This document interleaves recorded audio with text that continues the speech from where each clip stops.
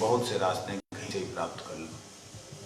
वो लोग भगवान को प्राप्त नहीं किए हैं,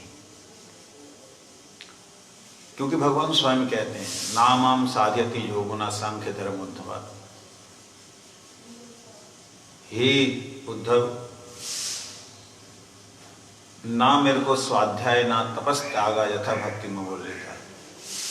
मेरे को भक्ति जितना आनंदित या उल्लसित करती है, ऊर्जित करती है, ऊर्जित मतलब प्रसन्न करना। ये ग्रंथ को उठाओ नीचे से, उतना मुझे ना योग करता है, ना ज्ञान करता है, ना कोई कर्म करता है, ना तपस्या करती, ना स्वाध्याय। बड़े स्वाध्यायी होते हैं कि जो अपना अध्ययन करते हैं, पढ़ते हैं, याद करते हैं। त्यागी कोई मेरे को प्रसन्न नहीं कर सकता। यथा भक्ति में ऊर्जित, जितना मेरे को भक्ति ऊर्जित करती है, आनंद प्रदान करती है। तो ये बात हम समझने वाले। जब हम भक्ति की बात करते हैं, जब भक्ति की बात करते हैं तो भक्ति का क्या मतलब है?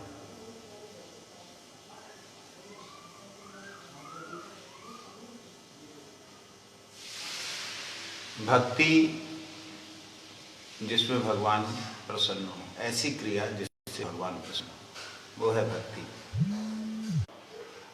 बिना शरणागति के किया गया कोई भी कर्म भगवान को प्रसन्न नहीं कर सकता, और शरणागत की प्रत्येक क्रिया भक्ति है। ये दोनों बातें समझने वाली हैं। तो हर व्यक्ति यही सोचता हम तो शरणागत है, लेकिन शरणागत जो है उसके लक्षण भी है।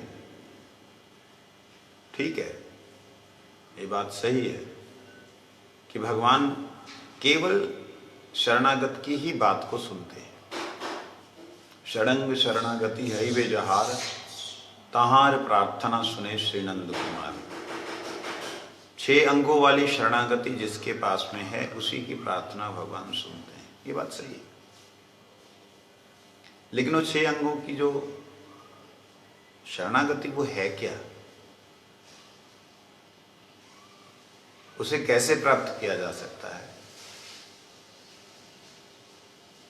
वो 6 अंगों वाली शरणागति जो है, उसमें अनुकूल, एक बात है अनुकूल को करना, प्रतिकूल को मन में भी नहीं लाना।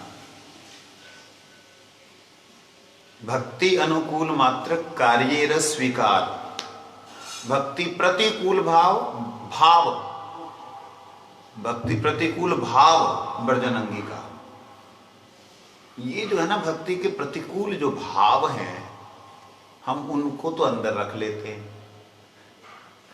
और भक्ति अनुकूल जो कार्य हैं हम उन्हें बाहर रख देते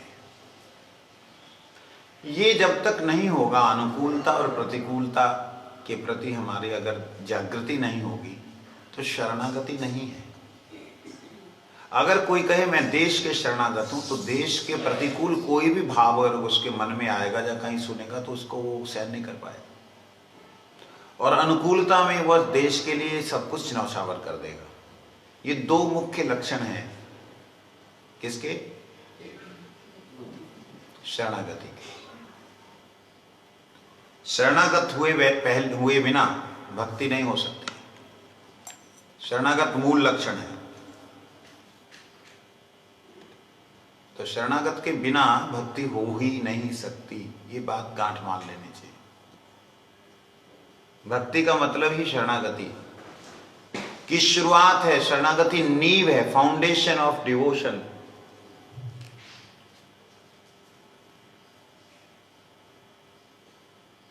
फाउंडेशन ऑफ डिवोशन जो है वो शरणागति है। रूप गोस्वामी पाद ने उसी शरणागति को पुष्ट करने के लिए, पुष्ट का मतलब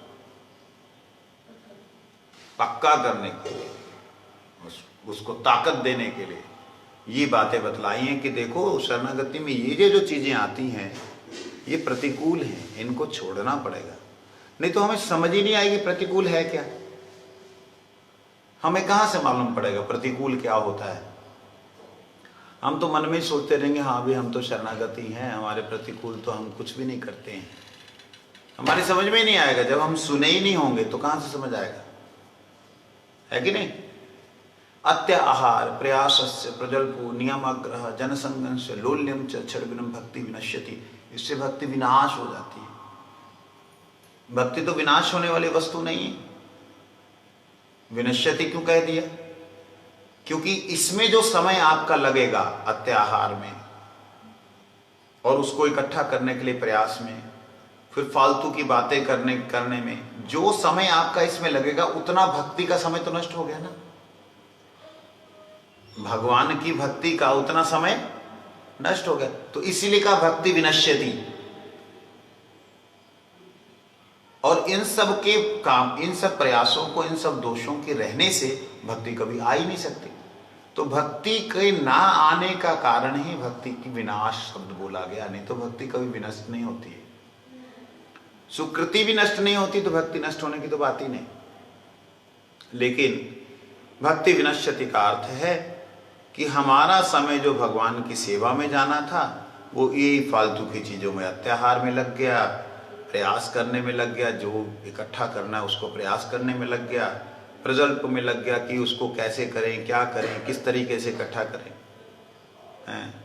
फिर नियमाग्रह में चला गया कि भाई मेरा ये तो धर्म बनता है संसार की सेवा करना, ऐसे कैसे होता है, भगवान का भजन करने से क्या होगा, अगर अगल बगल के लोग ही दुखी हैं तो इससे क्या होगा। ये सब बातों में, नियम आग्रहों में श्रेष्ठ वस्तु को छोड़ करके किसी निकृष्ट वस्तु के प्रति आग्रह होना नियम आग्रह है।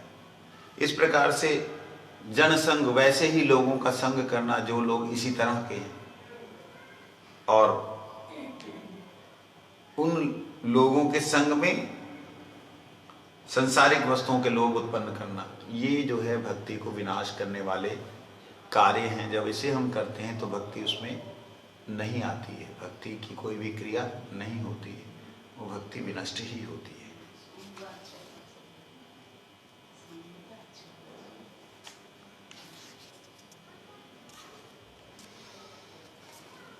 पीयूष वर्षिणी के बारे में यहां लिख रहे हैं।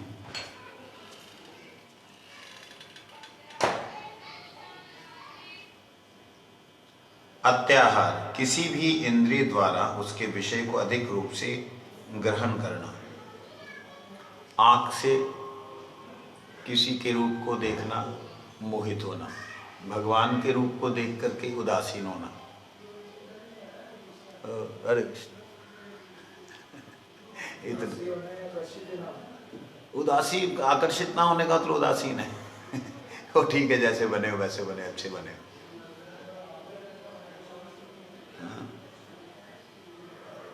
भगवान की कथा में उदासीनता, और रोज ही सुनते हैं जी कुछ तो होना नहीं है, उदासीनता। श्रवण में उदासीनता, देखने में उदासीनता, बोलने में उदासीनता, जिह्वा के रस को लेने में खूब आनंद आ, बढ़िया बना, अच्छा बना।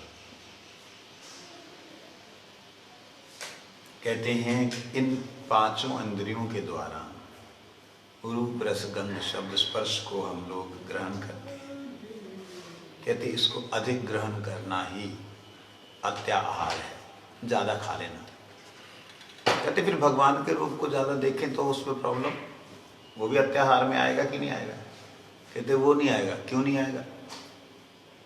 क्योंकि वह लिमिटेड शरीर के द्वारा अनुभव नहीं हो रहा है। अगर शरीर के द्वारा लिमिटेड अनुभव हो रहा है तो उसमें वो तो ज्यादा देर देख ही नहीं पाएगा। लेकिन आत्मा के द्वारा भगवान का दर्शन कर रहा है तो भगवान का ये जो विग्रह है, इस विग्रह के भीतर भगवान की संपूर्ण लीला को देख पाएगा।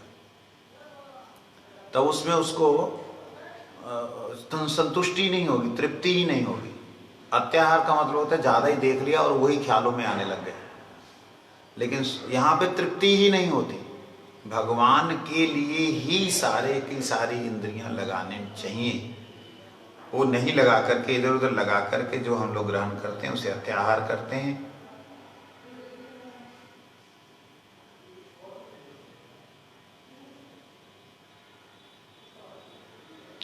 प्रभुपाद जी ने एक बात कही, जो गृहस्थ वैष्णव हैं उनको जीवन निर्वाह के लिए संग्रह जरूर करना चाहिए, मतलब बैंक बैलेंस उन्हें बनाने चाहिए। परंतु अत्याधिक संग्रह जो है वो भी अत्याहार है। जितनी जरूरत है, बच्चे हैं तो बच्चों की परवरिश के लिए जितनी जरूरत है, बच्चों के नाम से अपना जो भी आता है उसको डिपॉजिट करना शुरू कर दे कि जब बच्चे बड़े होंगे तो उनकी काम ये आ जाएगा, ये आ जाएगा। अपने लिए एकत्रित किया गया धन बिना बात के, बिना काम के, कहते हैं ये जो है अत्याहार ही है।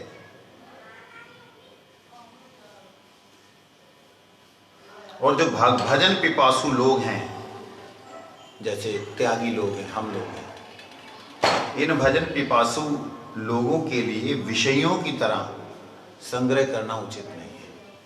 संसारी व्यक्ति जिस प्रकार अपने संसार के निर्वाह के लिए एकत्रित करता है धन को, इस प्रकार से उपयुक्त नहीं है।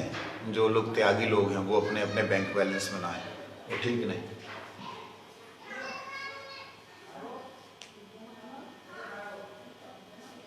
भक्ति विरोधी चेष्टा।